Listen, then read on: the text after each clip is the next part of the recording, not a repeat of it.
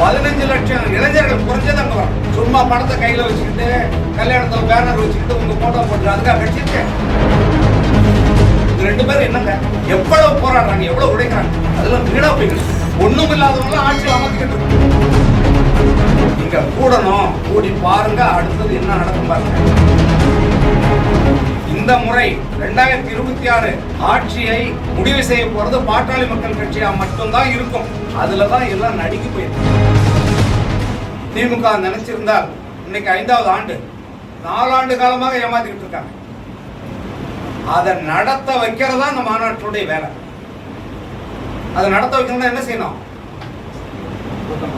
எப்படி முடியும்?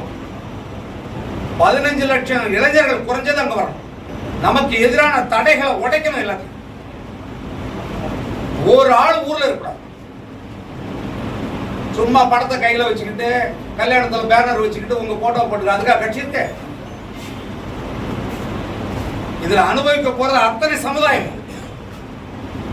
ஒடுக்கப்பட்டு கீழே தள்ளி மிதிச்சிட்டு இருக்கிற வஞ்சிக்கப்படுற அனைத்து சமுதாயத்துக்காக பாட்டாளி மக்கள் கட்சி போராடிட்டு இருக்கு. இவங்க ரெண்டு பேரும் என்னங்க எவ்வளவு போராடுறாங்க, எவ்வளவு உழைக்கிறாங்க. அதெல்லாம் வீணா போய்கள். நீங்க கூடணும். கூடி பாருங்க, அடுத்தது என்ன நடக்கும் பாருங்க. பாருங்க, தமிழ்நாட்டில் இருக்கிற தலைவர்கள்ல இந்தியாவை ஆளக்கூடிய தகுதியை யாருக்கு இருக்கு? ஒரு ஆள் சொல்லுங்க. யார்கிட்ட சொல்லுங்க, நான் சொல்லுங்க. யாருக்கு இருக்கு? தமிழ்நாட்டே ஆளுற தகுதி இல்லை. இந்தியாவை ஆளக்கூடிய தகுதி யாருக்கு இருக்கு? அவருக்கு தான் இருக்கு. ஆனா அவரை நமக்கு என்ன பண்ணி வச்சிருக்கோம்? அவரை எலுந்துக்குள்ள போட்டு வச்சிருக்கோம். 4 விழுக்காடு 5 விழுக்காடுக்குள்ளே அடைச்சு வச்சுக்கிட்டு இருக்கோம். ஒண்ணும் இல்லாதவங்கள ஆட்சியில் அமர்த்திக்கிட்டு இருக்கோம்.